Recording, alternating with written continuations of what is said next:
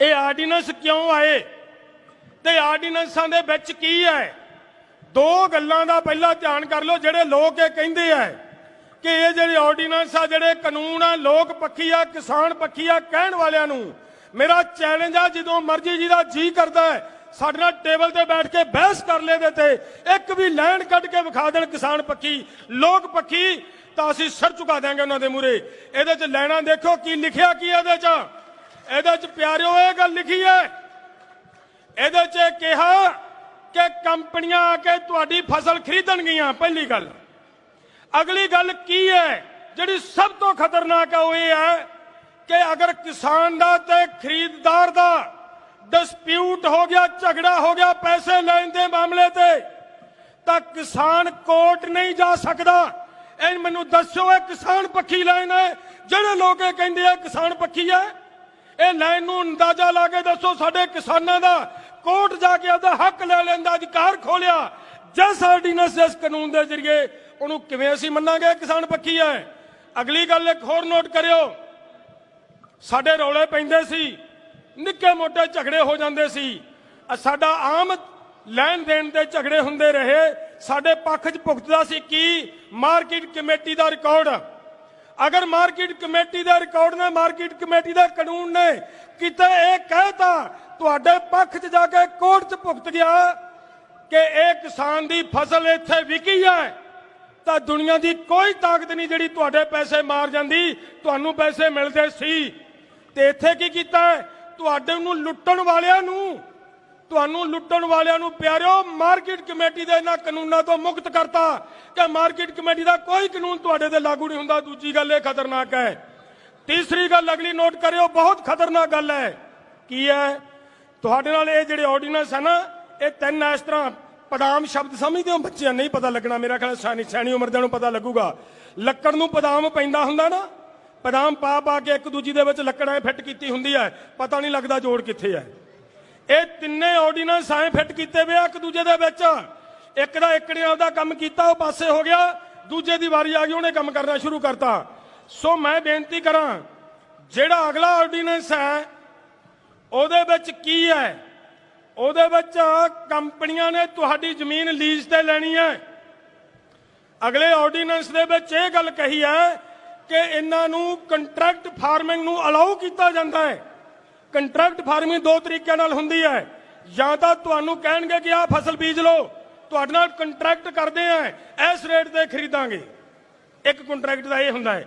ਦੂਸਰਾ ਕੰਟਰੈਕਟ ਹੈ ਇੱਥੋਂ ਤੁਹਾਨੂੰ ਘਰਕਾਉਣਾ ਹੈ ਕਹਿਣਗੇ ਪਹਿਲੀਆਂ 'ਚ ਕਿ ਤੁਹਾਨੂੰ ਫਸਲ ਅਸੀਂ ਦੱਸਦੇ ਆ ਫਸਲ ਤੁਸੀਂ ਬੀਜੋ ਅਸੀਂ ਤੁਹਾਨੂੰ ਰਸਤਾ ਦਿੰਨੇ ਆ ਫਸਲ ਬੀਜੋ ਇੰਨੇ ਰੇਟ ਤੇ ਖਰੀਦਾਂਗੇ ਲੇਕਿਨ ਕੀ ਹੋਏਗਾ ਉਸ ਵੇਲੇ ਜਦੋਂ ਤੁਸੀਂ ਫਸਲ ਪੈਦਾ ਕਰ ਲਈ ਉਸ ਵੇਲੇ ਫਿਰ ਇੱਕ ਆਊਗਾ ਗੱਲ ਕਿ ਜਿਹੜੀ ਤੁਹਾਡਾ ਜਿਹੜਾ ਕੰਟਰੈਕਟ ਦੇ ਵਿੱਚ ਲਿਖਿਆ ਹੈ ਇਹਦੇ 'ਚ ਲਿਖਿਆ ਹੈ ਕਿ ਅਗਰ ਤੁਹਾਡੀ ਫਸਲ ਆ ਸ਼ਰਤਾਂ ਪੂਰੀਆਂ ਕਰਦੀ ਹੈ ਤਾਂ ਜਿਹੜਾ ਰੇਟ ਅਸੀਂ ਕਿਹਾ ਸੀ ਉਸ ਤੇ ਖਰੀਦਾਂਗੇ ਅਗਰ ਨਹੀਂ ਪੂਰੀਆਂ ਕਰਦੀ ਤਾਂ ਇਸ ਰੇਟ ਤੇ ਨਹੀਂ ਖਰੀਦੀ ਜਾਏਗੀ।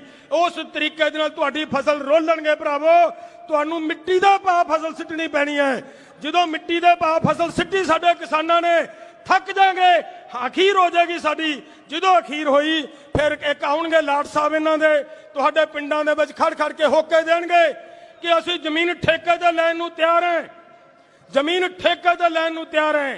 ਉਦੋਂ ਪਹਿਲਾਂ ਗਰਾਊਂਡ ਦੇਖਿਓ ਕਿਸ ਤਰ੍ਹਾਂ ਤਿਆਰ ਕਰਦੇ ਆ ਗਰਾਊਂਡ ਦੇਖਿਓ ਜਿਹੜਾ ਪਹਿਲਾ ਆਰਡੀਨੈਂਸ ਹੈ ਉਹਦੇ ਵਿੱਚ ਕਿਹਾ ਗਿਆ ਕਿ ਮੰਡੀ ਦੇ ਬਾਹਰ ਇੱਕ ਹੋਰ ਮੰਡੀ ਧਿਆਨ ਨਾਲ ਸੁਣਿਓ ਮੇਰੀ ਗੱਲ ਨੌਜਵਾਨੋ ਤੁਹਾਡੇ ਕੰਮ ਦੀ ਗੱਲ ਹੈ ਇੱਕ ਤਾਂ ਆਹ ਮੰਡੀ ਹੈ ਇੱਕ ਦੇ ਬਾਹਰਲੇ ਪਾਸੇ ਇੱਕ ਹੋਰ ਮੰਡੀ ਹੈ ਖੁੱਲੀ ਮੰਡੀ ਔਰ ਉਸ ਮੰਡੀ ਦੇ ਵਿੱਚ ਜਿਹੜੇ ਆ ਕੇ ਖਰੀਦਣਗੇ ਉਹਨਾਂ ਦੇ ਮਾਰਕੀਟ ਕਮੇਟੀ ਦਾ ਕੋਈ ਕਾਨੂੰਨ ਨਹੀਂ ਲਾਗੂ ਹੋਏਗਾ।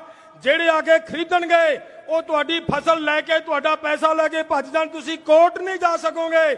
ਜਿਹੜੇ ਆ ਕੇ ਉਹ ਤੁਹਾਡੀ ਫਸਲ ਖਰੀਦਣਗੇ ਉਹਨਾਂ ਨੂੰ ਦੇਖੋ ਕਿੱਡੀ ਰਾਇਤ ਕੀਤੀ ਹੈ ਛੋਟ ਦਿੱਤੀ ਹੈ ਕਿ ਉਹਨਾਂ ਨੂੰ ਮਾਰਕੀਟ ਫੀਸ ਨਹੀਂ ਪਏਗੀ।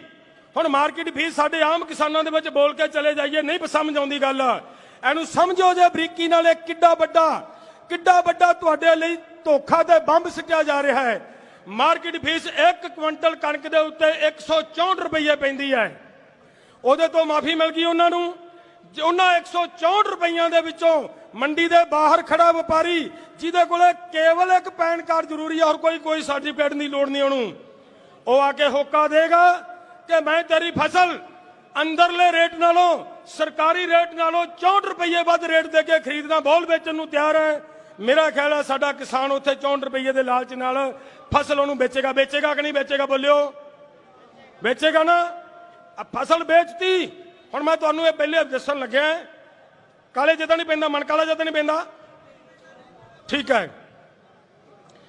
ਤੁਹਾਨੂੰ ਇਹ ਪਹਿਲਾ ਆਰਡੀਨੈਂਸ ਦੇਖੋ ਕਿੱਥੇ ਲੈ ਕੇ ਜਾਂਦਾ ਹੈ। ਮੰਡੀ ਦੇ ਵਿੱਚ ਫਸਲ ਬਾਹਰ ਵੇਚਤੀ, 2 ਸਾਲ ਦਾ ਰਿਕਾਰਡ ਚੱਕਣਗੇ ਕਿ ਐਫਸੀਆਈ ਨੇ ਕਿੰਨਾ ਮਾਲ ਖਰੀਦਿਆ। 2 ਸਾਲ ਦਾ ਰਿਕਾਰਡ ਚੱਕਣਗੇ ਕਿ ਮਾਰਕੀਟ ਕਮੇਟੀ ਦੇ ਥਰੂ ਕਿੰਨਾ ਮਾਲ ਵਿਕਿਆ, ਤੇ ਰਿਕਾਰਡ ਕੀ ਬੋਲੇਗਾ? ਨੈਲ। ਕੋਈ ਨਾ ਮਾਰਕੀਟ ਕਮੇਟੀ ਦੇ ਥਰੂ ਵਿਕਿਆ ਹੈ, ਨਾ ਕੋਈ ਐਫਸੀਆਈ ਨੇ ਖਰੀਦਿਆ ਹੈ।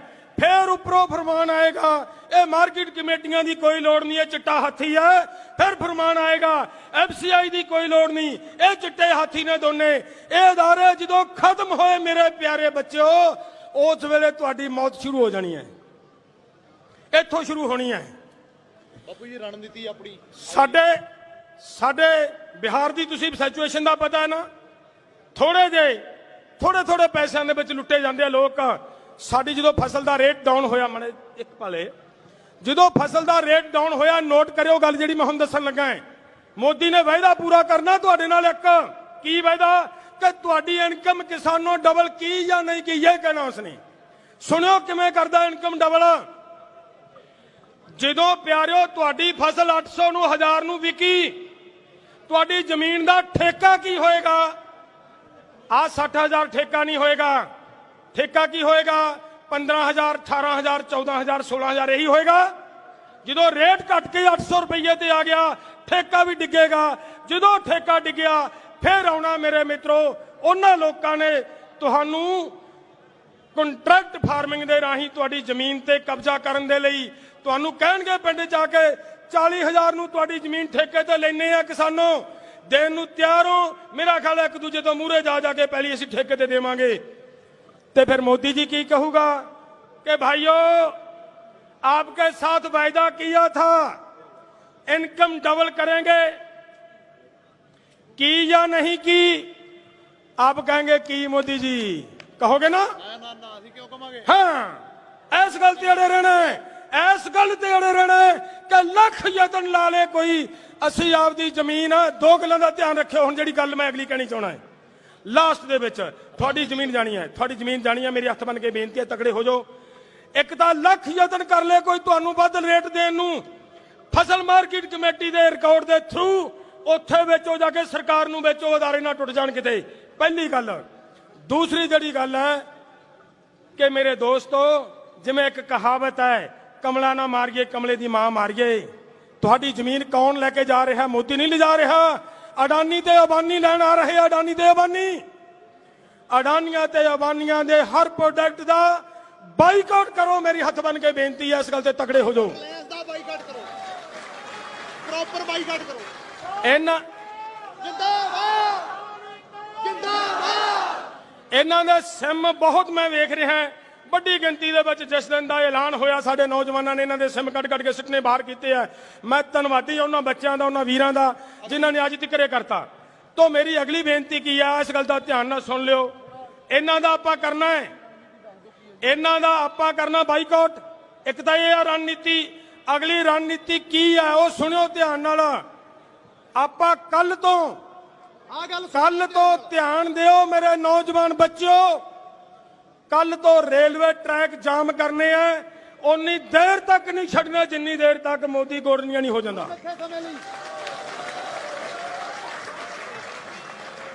नहीं छड़ना चाहे कुछ हो जाए। 1 तरीक तो बैठना आप मोर्चे गढ़ के। परसों 1 तरीक मेरा ख्याल नहीं, मेरा ख्याल कल नहीं हो जानी है। कल नहीं है, कल नहीं है, कल नहीं है। नौजवानों, एक मैं हथ बन के थोड़ी मिहनत करदा, बेनती है मेरी, मैं थोड़े बाप की उम्र का यार। ध्यान रखियो, थोड़ा जोश ते होश दोहां दी लोड़ है।